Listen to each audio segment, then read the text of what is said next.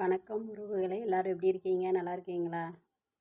இப்போ நான் எதை பற்றி பேச போகிறேன்னு பார்த்தீங்கன்னா, நம்ம வாங்குகிற சம்பளம், அந்த சம்பளத்தை நம்ம என்ன செய்கிறோம் அப்படிங்கிறத பற்றி தான் பேச போகிறேன். சரிங்களா? நம்ம 6 நாள், ஏன் 7 நாள் கூட வச்சுக்கலாம். 7 நாள் கஷ்டப்பட்டு வேலை பார்க்குறோம். 7 நாள் கஷ்டப்பட்டு வேலை பார்க்குறோம். அந்த சம்பளத்தை நம்ம என்ன பண்ணுறோம்? நமக்காக ஏதாச்சும் செலவு பண்ணுறோமான்னு பார்த்தீங்கன்னா இல்லை. ஆசை, எதுக்கு எடுத்தாலும் ஆசைப்படுறது. அவங்க வீட்டில் எல்டிடி டிவி இருக்குது, நம்மளும் வாங்கணும். அவங்க வீட்டில் ஃப்ரிட்ஜ் இருக்குது, நம்மளும் வாங்கணும்.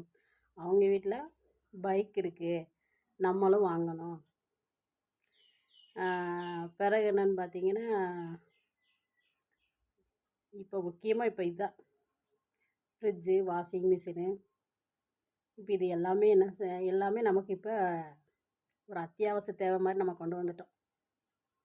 ஃப்ரிட்ஜு, வாஷிங் மிஷினு எல்லாமே. அதனால் என்ன பண்ணுறோம்? நம்ம கையில் காசு இருக்கோ இல்லையோ வாங்கிடணும்.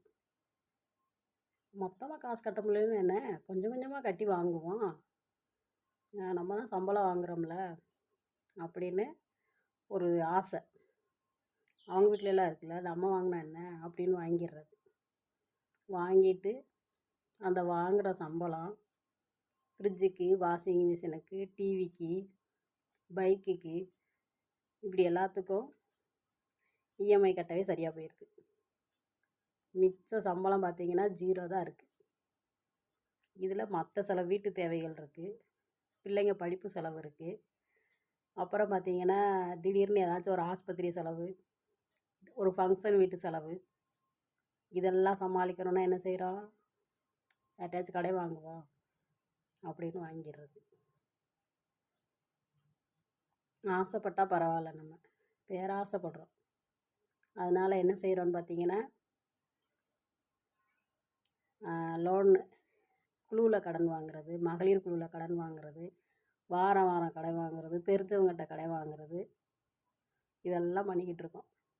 இதுக்கெல்லாம் காரணம் நம்மளோட ஆசை தான். இருக்கிறத வச்சு எளிமையாக வாழ்ந்தால் எந்த கடனும் வராது. ஆமாம் தானேங்க? ஆனால் இந்த நம்ம மனசு கேட்கவே கேட்காது.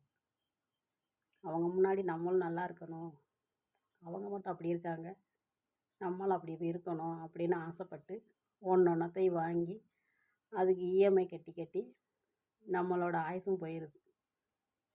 ஒரு சின்ன சின்ன சந்தோஷத்தை கூட நம்மளால் அனுபவிக்க முடிய மாட்டேங்குது.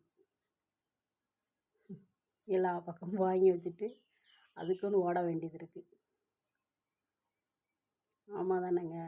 என்ன மாதிரி நிறைய பேர் இந்த மாதிரி வாங்கிட்டு இஎம்ஐ கட்டிட்டு தானே இருக்கீங்க.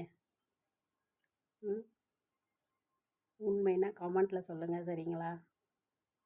அதனால் அளவோடு ஆசைப்படுவோம். இருக்கிறத வச்சு, நானுமே தான் இருக்கிறத வச்சு சிம்பிளாக வாழ ட்ரை பண்ணுவோம். சரிங்களா? ஓகேங்க, பாய்ங்க.